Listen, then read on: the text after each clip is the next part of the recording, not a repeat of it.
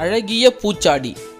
குழந்தைகளே, வீடுகளில் அழகுக்காக கடைகள்லேருந்து பொம்மைகளையும் பூச்சாடிகளையும் வாங்கிட்டு வந்து வைப்பாங்க. இப்போ நாம் அழகிய பூச்சாடி செஞ்சு நம்ம வீட்டை நாமே அழகுபடுத்தலாமா? இதனை செய்வதற்கு தேவையான பொருட்கள்: பல வண்ண ஸ்ட்ராக்கள், பசை, கத்தரிக்கோல், பிளாஸ்டிக் வாட்டர் கப் மற்றும் பல வண்ண மணிகள்.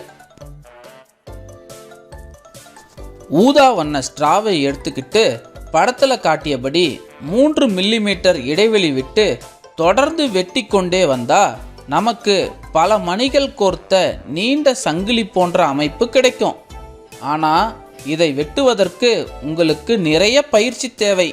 அதனால் மிகவும் பொறுமையாக வெட்டணும். இப்போ நாம் ஒரு வெள்ளை ஸ்ட்ராவில் ரப்பர் ஒட்டும் பசையை முழுவதும் தடவிய பிறகு நாம் ஏற்கனவே வெட்டி வைத்திருக்கோம் நீல வண்ண ஸ்ட்ராவினை இது போல சுற்றணும்.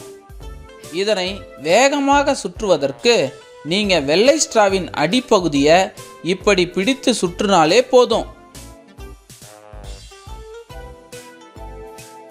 இறுதியா நீல ஸ்ட்ராவின் முடிவில் பசையை கொண்டு நன்கு ஒட்டிடணும்.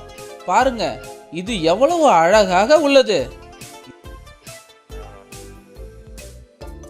இதே போல பல வண்ண ஸ்ட்ராக்களை கொண்டு நாம் நிறைய பூக்களை உருவாக்கி அதனை பிளாஸ்டிக் கப்பில் பல வண்ண மணிகளை இதே போல நிரப்பி அதனுள் செருகிவிட்டாலே போதும். நமக்கு அழகிய பல வண்ண பூச்சாடி கிடைத்துவிடும்.